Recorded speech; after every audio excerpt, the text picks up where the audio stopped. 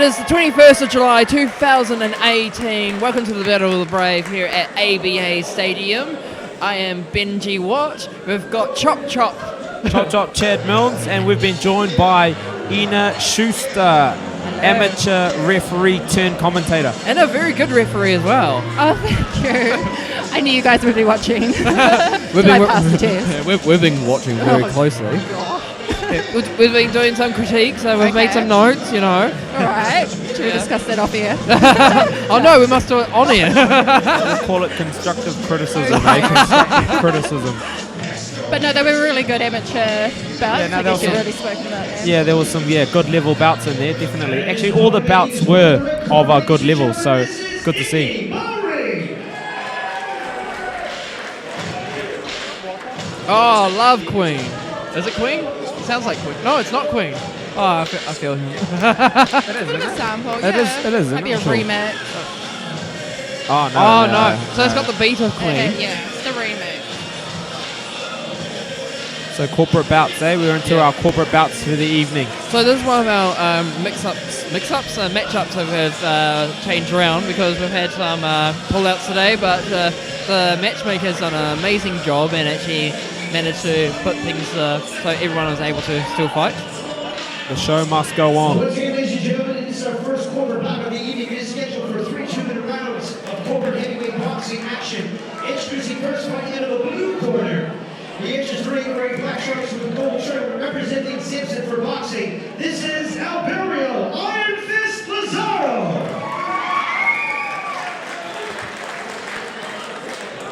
And his opponent fighting out of the red corner. Inches 3 wearing black shorts with silver and red trim representing Smack Gym. This is Iki Mauri.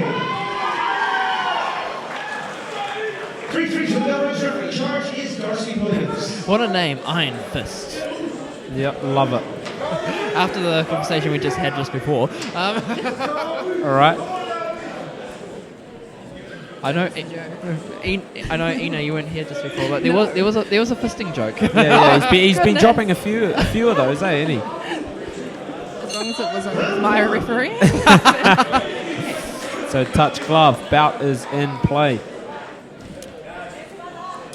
So Alberio, let's call him the Iron Fist. Iron Fist is coming from Samson for Fitness, 93.9 kgs, and Iki, representing South Auckland here, comes from Smack Gym, which we know Smack Gym's quite a good kickboxing gym.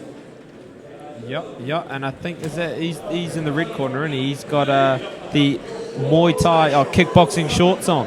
Yeah, and as you know, Smack Gym looks after Victoria Nansen, Baby Nansen, you know, the Nansens, and they're pretty well known in the kickboxing scene and the boxing scene. Yeah, that's it. Yeah, they go between codes.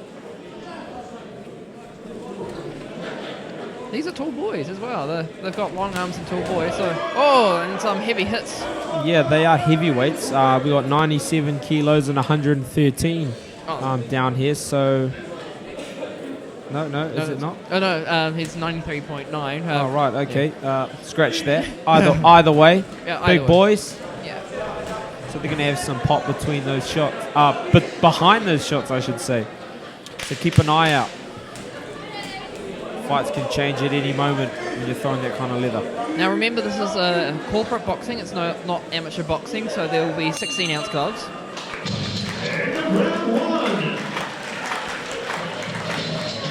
So Ina, how does it feel to be up here instead of being in the ring? Up here? Yeah. Oh, it's good. We've done our 5 amateur bouts, so we've switched over now. But no, it feels good. I mean, a little bit like the boxers, I get a bit nervous going in. And of course, there goes Dan Hennessy. He's always overexcited. Oh, he's good. He brings the crowd alive, though. I do like it. Yeah. So it's nice and relaxed up here. Yes. No, I'm relaxed now. But no, we had some good amateur bouts. Those were well matched. We had an exhibition as well, so...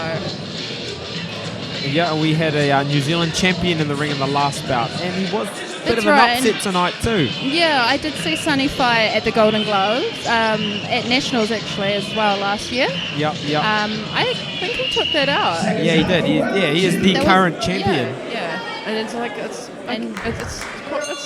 I guess on the way of Sonny, he's paid for his own way to get up here. It's quite disappointing just to end up getting lost in the end. Yeah. And here we are, all doing a push against the ropes. It's becoming a little bit more of wrestling. Yeah, so the boys are getting rough in there, but sometimes got to do what you got to do to get the win. Now tell me, do you like it rough? Grace is here. Yeah. The missus is ringside. So, I'm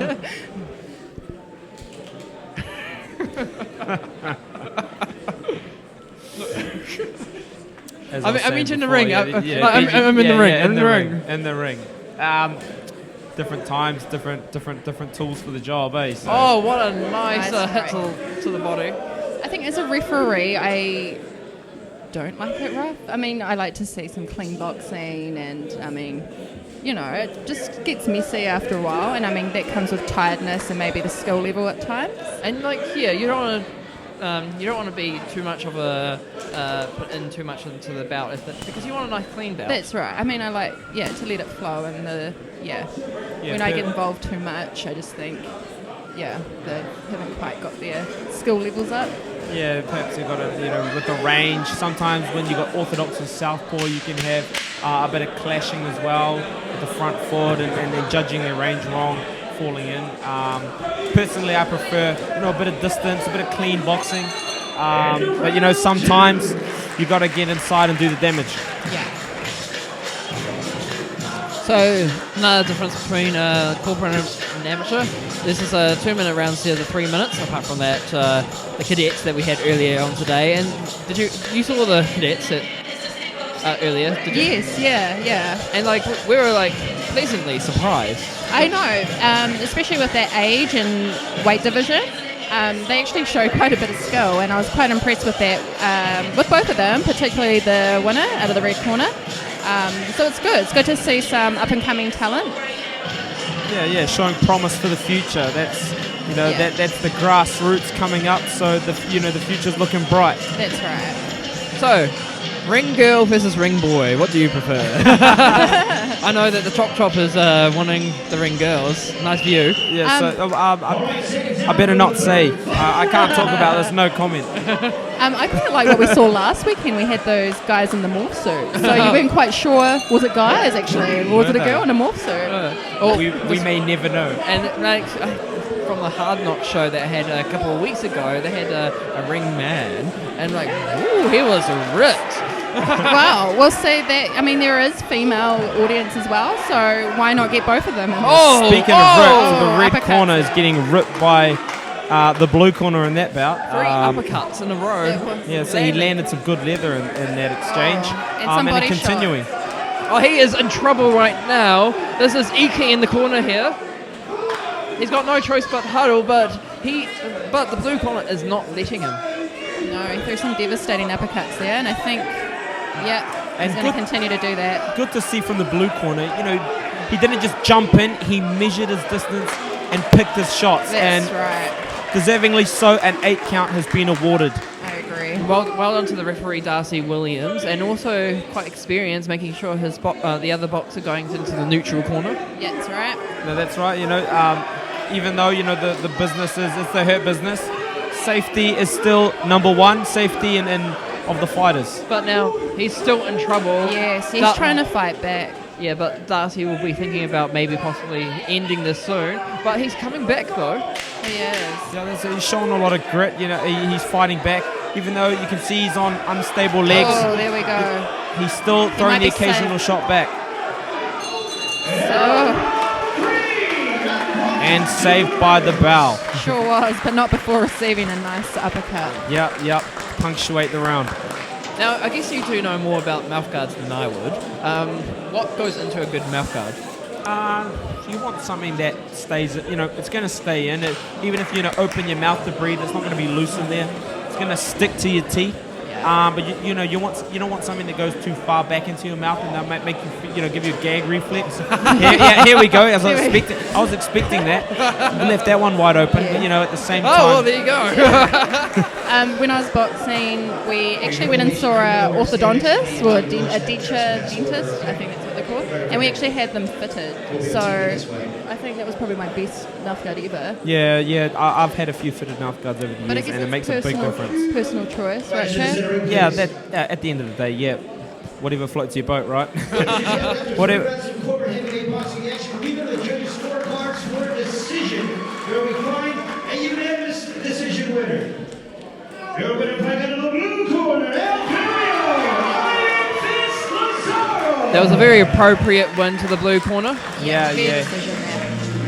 Yeah, especially in those final moments, you know, he was laying down some leather and deserving, so he won the bout.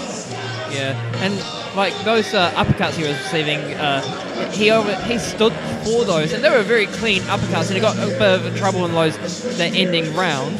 I guess a good mouth guard in those certain situations helped with that. So good on him for the win for the blue corner. I'm just touching on the mouth guard. In amateur rules, if the mouth guard falls out 3 times, you can get a warning. So is there something similar in pro boxing with the mouth guard rule? Yeah, but generally it's up to the referee in the end. But majority of the times is that they'll get a warning, a point deducted, and if they keep on doing it, then it could go on to a disqualification, depending on how the ref feels. Yeah, very similar then to amateur. Yeah, it's actually quite interesting how amateur and pro is very similar, and they've got this corporate thing that's in between. That's right, yes, yeah.